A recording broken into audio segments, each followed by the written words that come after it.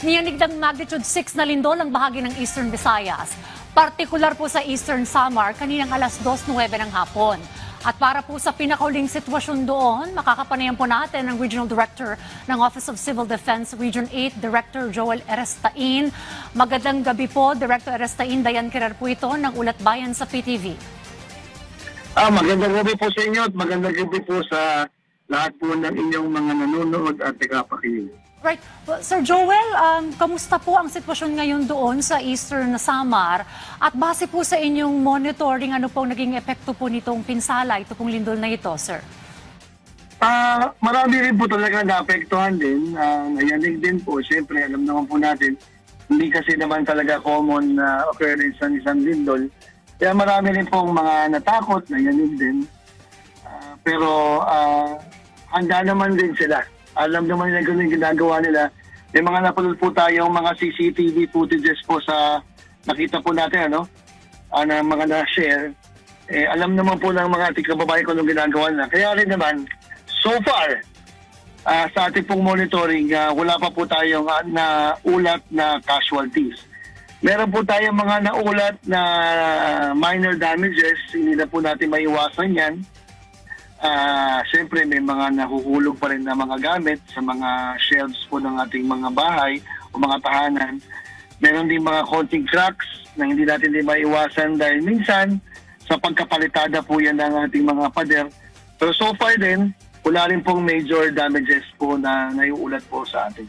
So no casualty, mga minor cracks and damages lamang po ang inyong na-monitor. Sa pakikipag-ugnayan niyo rin po sa FIVOX po, Director Erestain, gaano po tinagal ito pong lindol na ito at saan pong lugar sa Eastern Samar yung pinaka naramdaman po itong lindol? Ito po ay yung lindol sa may San Julian. Sa San Julian po sa Eastern Samar na medyo malakas-lakas din po ang naramdaman. Umabot po sa Canavid. Sa Canavid po. Yan. Alright. Sir, may mga aftershocks po bang aasahan? Yes, ma'am. Kasi medyo mataas na din po ang magnitude po ng earthquake. Kaya may inaasahan talaga tayong mga aftershocks. Inaasahan din natin na may mga damages. Pero dahil sa ating po mga naulat po ng mga damages, hindi naman po masyado grabe, hindi masyado mataas. Well, simula po nung nangyari yung lindol kanina ng alas 2, and as of the moment, may mga naramdaman po bang aftershocks na? May mga ulat po tayo na may mga nakaramdam po na aftershocks, pero mas mabababa na po, may mga 3 point something. Alright, now, well, you've mentioned, sir, na mga minor cracks and damages, but then again, importante pong ma-check pa rin yung mga structural integrity dahil yung simpleng cracks, hindi po pwedeng baliwalain yan. Ano po ang advice po ng OCD or even LGU doon po sa mga residenteng may makikita pong cracks sa kanila pong mga tahanan or even po doon sa mga buildings, sir? Correct po, tama po yan. Meron po kasi mga cracks na nakikita natin doon sa mga dingding na hindi naman load-bearing, no? Meron ding mga cracks na makikita natin sa siguro mga load-bearing na dingding o mga pillars po na ating bahay. Mas maigi po siguro kung may pa-check po natin sa mga engineers, sa mga structural engineers. Kaya rin po, hinihikayat din po natin ng mga LGUs na i-open din sana nila ang mga tanggapan para yung mga city or mga municipal engineers.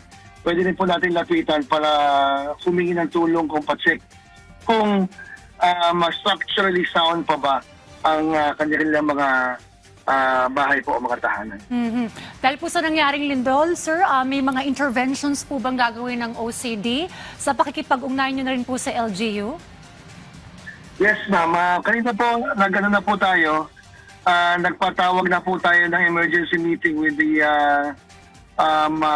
local DRMOs na affected, lalo pa pati mga ibang agencies. At tinignan po natin kung ano po yung assessment natin. Kasi syempre, hindi naman tayo basta-basta magpapadala ng resources na hindi kinakailangan. So para hindi po tayo magkaroon ng wastage of resources. Sa ulat naman po sa atin na mukhang okay naman, kaya din po ng ating mga local government units, lalo-lalo na po ng mga provinces. Kausap po natin kanina si Governor Evardoni sila po masusi po nilang chinecheck po yung kanila pong lalawigan. Kasi malakas pa rin pong intensity 5 pero kasi pinakamalakas talagang naiulat natin is intensity 5 lang talaga. Dahil po sa nangyaring lindol, sir, meron ba tayong mga residente na hindi muna pinauwi po sa kanila pong mga tahanan or dun sa kanilang workplace and they have to be stayed in a safer place? Wala po kung meron po tayo man na-evacuate. Wala po kasi sa ulat din po, wala pong kinakailangan i-evacuate. Nadula rin po tayo kasi nakitang mga tahanan totally damaged. Alright. Well, mga minor damages lang. Okay.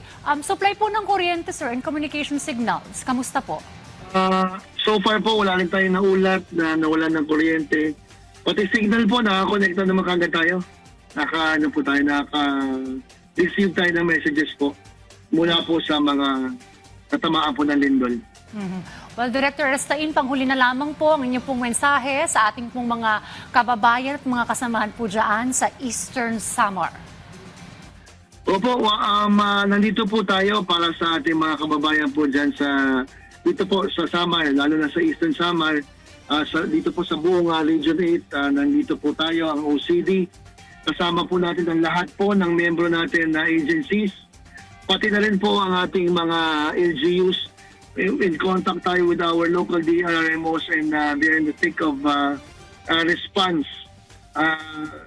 Meron din po tayong mga nakita po na cracks, no, sa mga daanan pero hindi po sila impassable. So passable naman sila lahat. Lahat talaga minor damages. Well, maraming salamat po, Director Joel Aristain, sa mga impormasyong inyong binahagi. Si Director Joel Aristain po ang Regional Director ng OCD Region 8. Thank you, sir.